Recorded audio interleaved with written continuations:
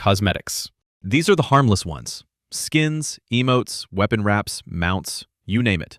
They're considered harmless because, in most cases, don't give any edge on the other players. Games like Fortnite built an empire on this model. The game is free. The money comes from the Thanos skin doing the gritty.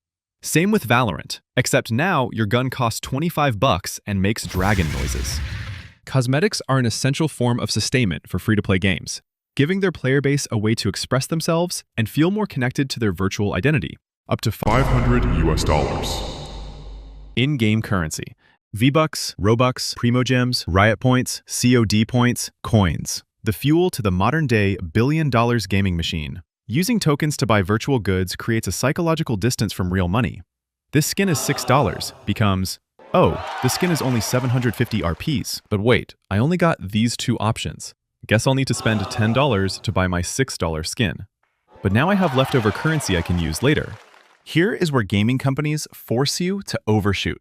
Logging in and see your unusual balance makes you lose your real-world comparison anchor. You begin asking, is this worth compared to other skins? Instead of, is this worth $20? Surprise mechanics. Wait a minute. Loot boxes existed since the early 2000s, introduced as gachapon tickets in MapleStory, allowing players to pay 100 yen for a chance of a random item. Rooted in the physical concept of trading card packs, digital loot boxes today are basically everywhere, from the Soccer Mom Facebook games to the quadruple A's. The concept is pretty simple. Pay a small amount to get a chance to win premium cosmetics. Looks easy. Looks like gambling. And that's why some countries like Belgium imposed heavy restrictions in 2018.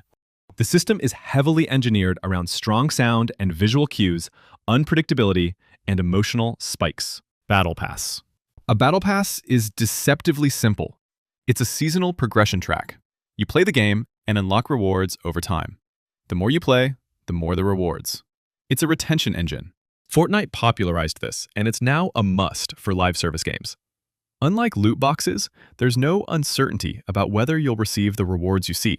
You're guaranteed to get them. The only catch is that you have to complete the pass, which is where FOMO ends up being weaponized. Once the pass is over, the rewards are gone. A new pass drops, new rewards, repeat.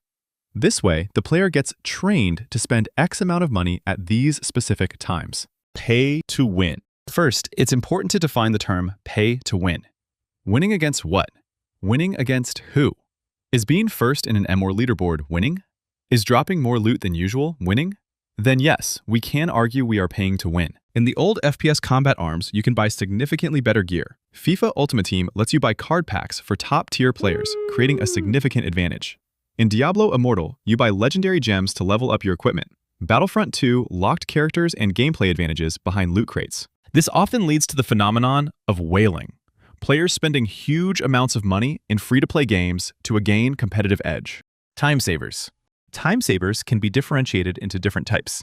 Some of them can easily fall into the pay-to-win category, while some can be seen as simple shortcuts. In freemium mobile games like Clash of Clans, you can buy currency to speed up troop training, research, or constructions. In World of Warcraft, you can buy an instant level boost to skip all that pesky, boring grinding. League of Legends offers experience boosts to bring your account to level 30, accessing ranked and getting placed in Bronze 4 in half the time. Surprisingly, same time savers can be found in single-player games too, like Assassin's Creed Odyssey. Limited shops. Limited time shops are built around a simple idea. Items don't stay available forever. Instead, cosmetics rotate in and out of the store, sometimes disappearing for weeks, months, or even years. This creates a constant sense that you might miss something. Minigames use daily or weekly rotating storefronts with visible countdowns and often discounted, transforming a normal purchase into a deadline. Limited shops can also be tied to in-game events, holidays, and collaborations. Quality of life. Some games include minor design inconveniences that, when encountered repeatedly, can lead to a tedious and frustrating experience. Thankfully, game designers also implemented paid features to solve these problems. The ARPG Path of Exile offers premium, maps, and currencies tabs that massively organize your loot. In games like Torchlight Infinite and Black Desert Online, you can buy pets to automatically pick up loot. The extraction shooter Escape from Tarkov lets you buy stash upgrades. Downloadable content. Among all microtransaction models, DLC and expansions are usually the least controversial because they follow the idea of paying money in exchange for substantial new content.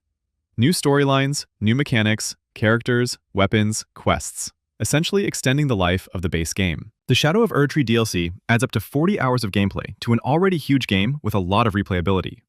The Witcher 3 expansions felt like brand new games with a new region and storyline. Some games frequently release expansions even for free, like No Man's Sky.